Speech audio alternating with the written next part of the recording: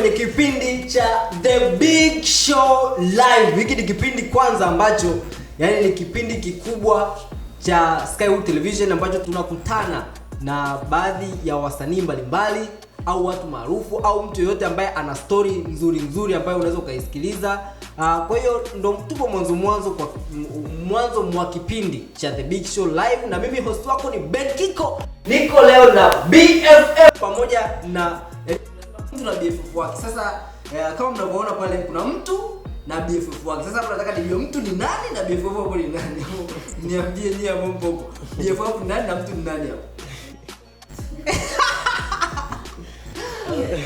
Sio mtu. Sasa BFF si imekaa kike. Kwa hiyo unalikimbia BFF maana nimeweka. Kwa mimi nitakuwa mtu atakuwa BFF.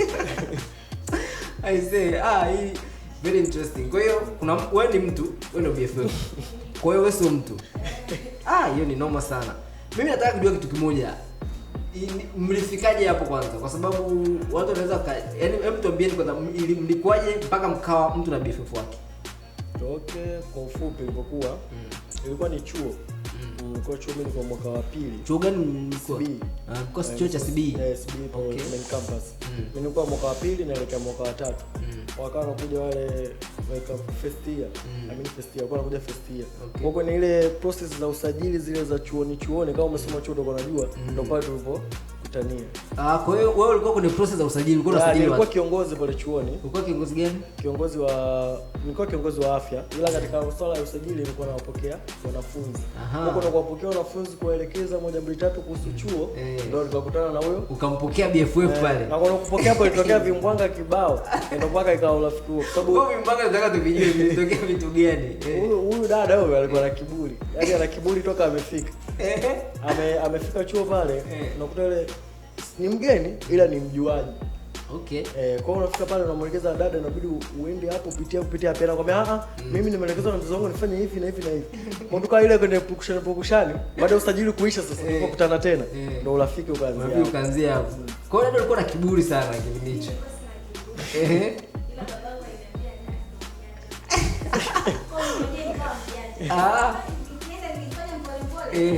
Kwa hiyo umeona anataka tapeli nikasema ngoja kwanza.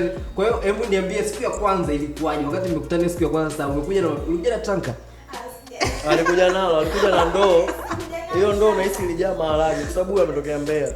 Ndoo ilijaa maharage. Tuambie ulibeba nini na nini hiyo siku ya kwanza? Alafu utakonfirm kama ni kweli. Muongo. Begi alikuwa anabeba, unaona mabegi makubwa yale wanasafiria mkoani. Alikuwa anabeba nguo ntini. Alafu amekuja na trunk yale kama ya form 6 na ndoo hizi mbili za pinki zilikuwa zimejaa maharage. Akajua chuo anapika si. Hiyo ni noma. So hiyo siku ya kwanza ikawaje sasa? Yaani mkutana siku ya kwanza nini kilitokea pale?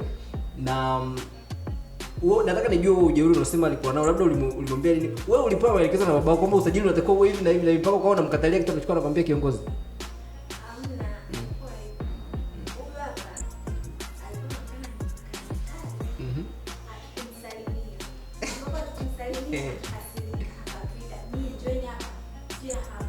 Kumbe mlikuwa ngapi? Nikamwangalia tu nikampandisha juu mpaka chini mpaka hapo akaona dada ana kiburi. Ile kwa sababu yeye alikuwa mjanja. Nikamwambia hadi Okay. Ndio maana sikunia tufaya kumsalimia. Kwa hiyo akaona mimi nina kiburi. Okay. Na hiyo siku ya kwanza kuna namna yote mligombana? Sana tunakwambia hiyo kurego prokushani. Kwanza kama alivyoelezea hapo kwamba walikuwa wanaanzia sio watatu wote wametoka mkoa mmoja na hizo. Kwa sababu tulikuwa FUC. Wametoka mkoa mmoja. Kwa alipokuja pale tunajua lazima ufike pale upewe maelekezo. Sasa wao kwa wanaenda bila maelekezo. Alafu akanipita shwa. Nikaita nyie njoeni. Mbona mnapita amuulizii yani wewe amuulizii. Huyu bidada ndo akafanya kazi kwa wenzio alikaa kimya. Wakafanya kazi kunipandisha kunishusha. Dada alichukuliaje huyu? Ulikuwa umevaa beji au ulikuwa umekaa kitapeli? Nilikuwa nimevaa kila kitu official. Asi usikashatoa huko kwamba huku ni matapeli. Kwa waamini mtu. Okay, sasa ikatokea kama kuna mambo ya usajili ikaisha, si ndio? Tumeona sasa hivi mpo TikTok sana. Na wapi tena mpo sana? Instagram kote. Kote. TikTok, Instagram, Facebook. Kwa hiyo ilikuwaje sasa mpaka mkatengeneza combination ambayo sasa hivi mmeamua kwenda nayo kama nyie? Okay, umeona vile vibwanga ambavyo tumepitia pale. Baada hapo kuna maisha sasa tulikuwa tunaishi kama marafiki. Yale maisha ambayo tulikuwa tunaishi, kuna siku ikatokea sema hii tunaweza tukafanyia kitu. Ngoja tuifanyie hii kitu. Kwa sababu kuna wengine ambao wanaishi kama hivi sisi tunavyoishi. Kama nyinyi mlipoanza, nani alitoa hiyo idea ya kwamba sisi tunataka kufanya kitu? Ni mimi nilitoa hiyo idea. Ulitoa hiyo idea? Yeah. Wewe ukaipokeaje? Na wewe ulikuwa unapenda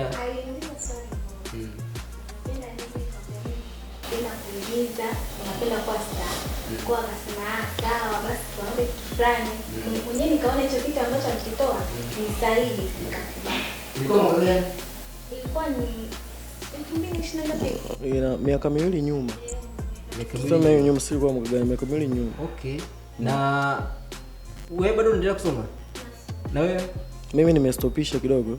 Sasa wewe unapoendelea kufanya hivyo vitu unavyofanya, wazazi wako wamechukuliaje? Au bado hawajui chochote kama kuna kitu unafanya?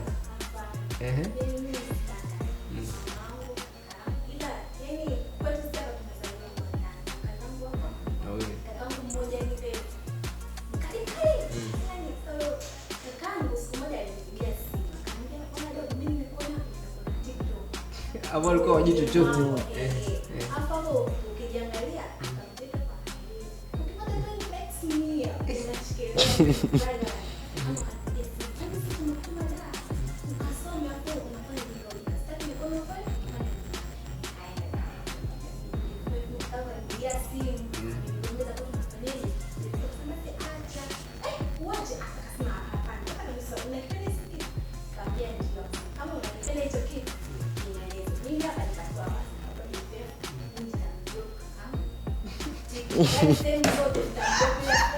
Yes,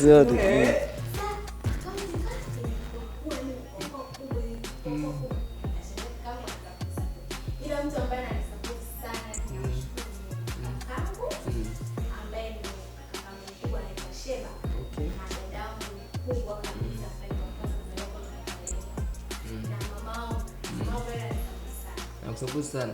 Mama yako kwa mara ya kwanza kujua unafanya hivyo vitu, alikusupport au kuna namna ambayo alikwambia naye akawa na wasiwasi? Kwanza mimi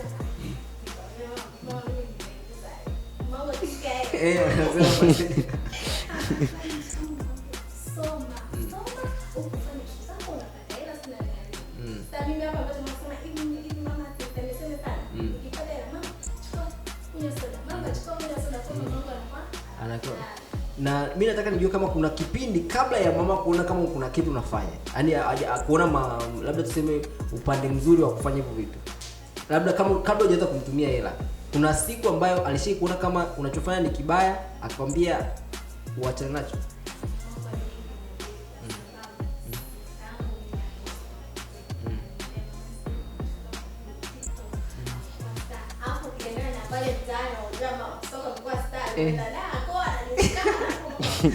Mama akasema aendelee hivyo hivyo. Mimi nataka nijue hilo jina la BFF lilianzaje, kwa sababu mnaweza mkao mmekutana lakini mpaka mwanzo kusema tutumie BFF, nini ambacho mlifikiria? Hiyo nahisi hiyo neno BFF wanatumia wengi sana. Kwa ni katika namna kuitambulisha watu waelewe nini tunakimaanisha. Kumbe kuna BFF wengi? Yaani hilo neno lilikuwepo kabla. Watu walikuwa wanatumia BFF wangu. Sasa ilikuwa ni mwanamke kwa mwanamke. Yaani unakuta mwanamke na rafiki yake mwanamke anaita BFF wangu. Sasa sisi ili kuelewesha kwamba sisi tunataka kumaanisha nini, ndio tukatumia ndio neno kama ni BFF. Sasa kwa kutumia neno BFF inamaanisha best friend forever, ndio?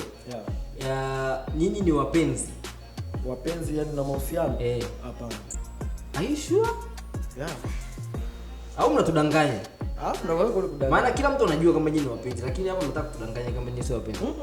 Hiyo yani fikra za nini? Fikra za wabongo zilivyo kwamba hakuna urafiki kwa mume na mwanamke. Haya, sawa, mnaweza mkawa sio wapenzi. Mlishawahi kuwa wapenzi? Hapana. Hamjui kuwa wapenzi? Hatujawahi. Kwa sababu kwa sababu moja. Sababu huyu anapokuja kwenye urafiki na mimi tayari nilikuwa na mahusiano. Haya, tuachane hapo. Mtakuja kuwa na mahusiano? Kitu kiwezekani. Kwanza sio vitu. Kwa hiyo hamjui kuwa na mahusiano, hamna mahusiano na mtaikuwa na mahusiano. Una uhakika? 100% sasa vitu vyako sasa. Nataka kila mtu ataje. Hata ungekuwa wewe ndugu mwandishi, hata ungekuwa wewe mtu mfupi kama hivyo mpaka wapi? Kila mtu ataje vitu vyake hapo tujue kama kweli. Kwa mfano sasa hivi akatokea mtu BFF una mahusiano? Ana mahusiano? Ignas? Mimi na. Una mahusiano? Kwa mfano nani BFF akapata mtu akampenda. Ignas wewe utaona kama kuna namna fulani mambo yako sawa? Kivipi? Yaani utajisikia vibaya kuna mtu kwa sababu atakuwa na ukaribu naye zaidi kuliko wewe ulikuwa na ukaribu naye zaidi. Sio kweli. Utaona kawaida. Kawaida sana. So mimi naye. Na wewe unamjua mpenzi wake? Wivu sasa. Mbona kama mnaoneana wivu? Maana sababu kuna dalili za kuwa na uhusiano. Mimi naanza kutoka na bibi. Bibi. Yeye unamjua lakini na yeye anakujua. Aje kuchukia kwa sababu yaani ukiwa unamuita mpenzi wake BFF yani kama kuna ukaribu fulani hivi mnaotengeneza, aje kujisikia vibaya, aje kujisikia hiyo kitu nilitengeneza mimi mapema. Okay. Ndio maana aje kwao haijatokea itilafu yote kwa sababu navyo yule mpenzi wangu nilimwambia kwamba yani nilimdanganya, bibi nilimdanganya kwamba muone tunaingia kwenye mahusiano. Ila mimi nilikuwa na nani? Na rafiki yangu. Kwa kama umenikuta unataka tuongee kesi mahusiano, basi rafiki yangu inabidi niendelee naye. Okay. Kama utaweza iko sawa tunaenda kwenda. Kama hatutaweza lakini akakubali kwa sababu ndio hivyo keshanikuta naye. Na wewe unaokea kabisa mpenzi wako unamtendea haki. 100% kwa sababu kile kinachohitajika kwa mpenzi wako kinafanikiwa. Haujawahi kuwa na kazi labda ya kushuti na BFF kwa muda mrefu, kitu ambacho kikafanya ukakosa kumpa muda wa kutosha mpenzi wako? Mpenzi wangu ni kinganga na mara nyingi tunaposhuta na kuwepo hapo. Taki masiala.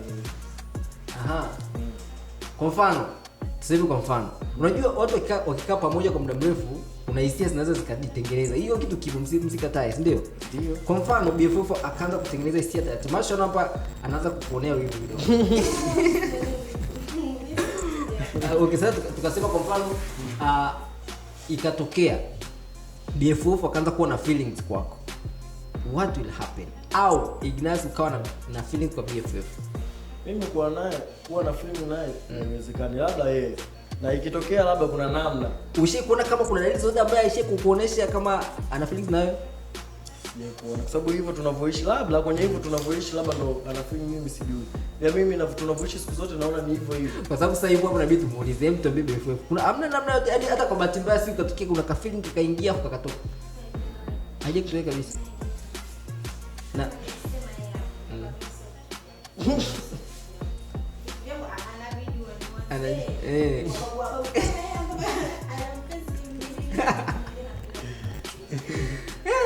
Okay, nataka nijue kama kuna siku ambayo ishe kutokea mkagombana sana kwenye mazingira yenu ya kazi yoyote. Mkagombana kwenye kazi. Mtu mbili kuaje siku? Huyu kwanza kama mwana hicho kiburi ambacho alikuja nacho. Kiburi bado anacho. Akishafika kipindi kwamba hataki kushuti, ni hataki kushuti. Sasa unakuta mdao nimepanga labda inabidi kwa siku tushuti labda content 4 5. Sasa yeye alishashuti moja labda hataki ameshachoka. Kwa kishagoma hapo sasa inabidi sasa naanze kutumia nguvu ndio hivyo. Malumbano yanaanza kutokea hapo. Ila mwisho anakaa sawa tunaje mnashuti. Ila lazima tuzinguane. Lazima mzinguane. Lakini mara nyingi anayesababisha ugomvi nani? Mwenye kiburi. Ngoja naye aseme. Ni kweli ni wewe kama ndio unasema tu kweli ni wewe. Wewe unakubali kweli wewe ni unasababisha ugomvi. Tukisema kwamba wewe ni mjeuri au una kiburi ni sawa?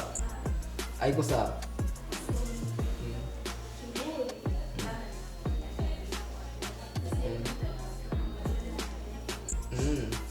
Kwa unamfanyia makusudi. Sababu mimi nishamzoea. Unajua huyo hana pa kwenda huyo.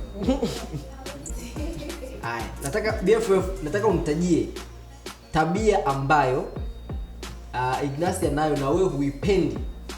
Sawa? Lakini uje kumwambia. Yaani kuna kitu ambacho tu ukipendi kwa kitu lakini uje kumwambiaga. Au nataka leo kumwambie ni kitu gani? Mimi hapa Yaani labda mzidi. Kwa msisitizo zaidi. Na kingine anasikiliza. Yaani akikasirika yeye anakiongea mtu, ile historia. Msitaki sema nini? Lakini kufoka ile kukaribia.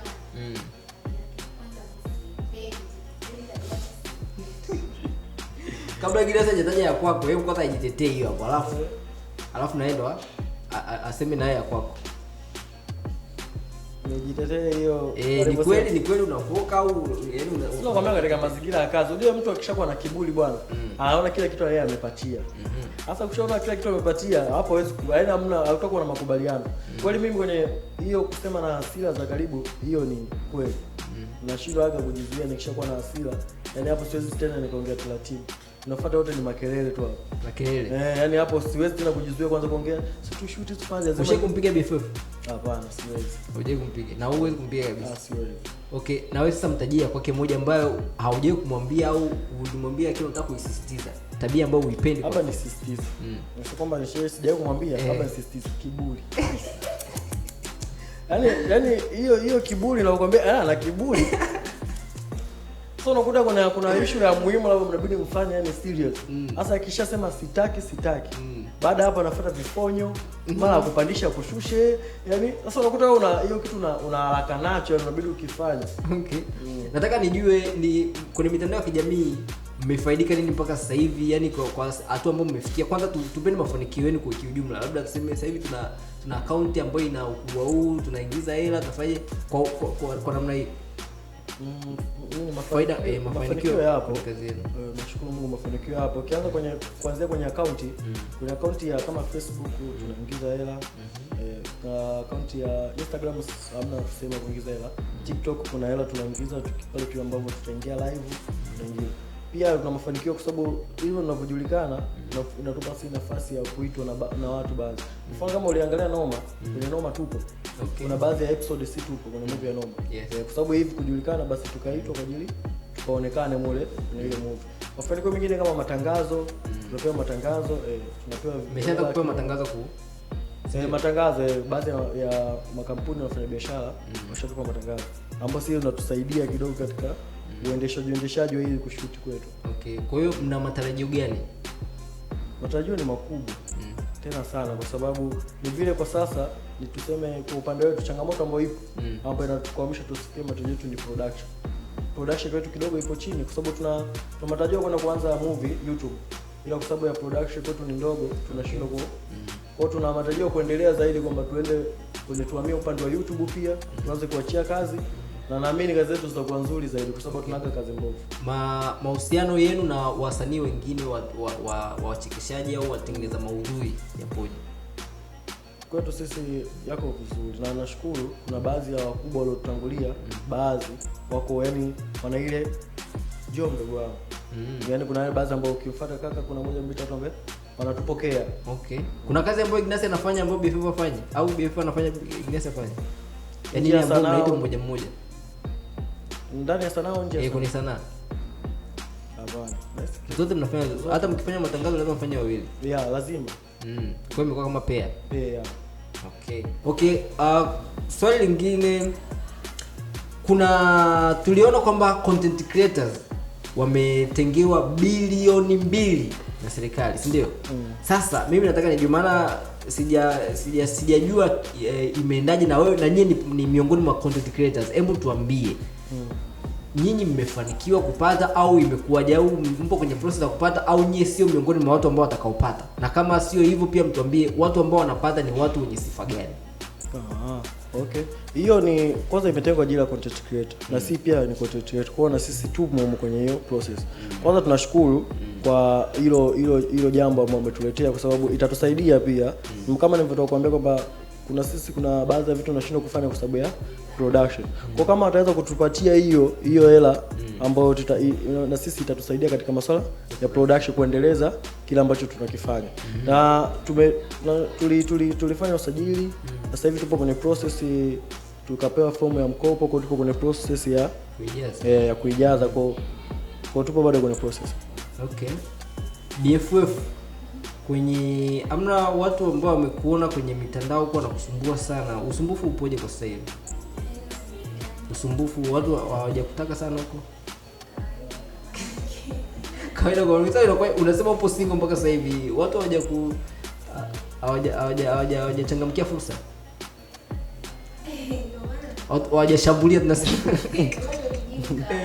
Kawaida kwa wanashambulia. Okay. Asante sana mtazamaji wa Skywood Television kwa kufuatilia kipindi chetu cha The Big Show Live. Kama nilivyokuambia kwamba nyuma ya kamera yupo director Paul na director Ramadhan Said. Mpaka wakati mwingine tutakuwa na watu wengine maarufu ambao watakuwa wanakuja kwenye studio zetu. Usiache kutufuatilia, lakini pia subscribe channel yetu, like, share na comment. Asanteni sana. Goodbye.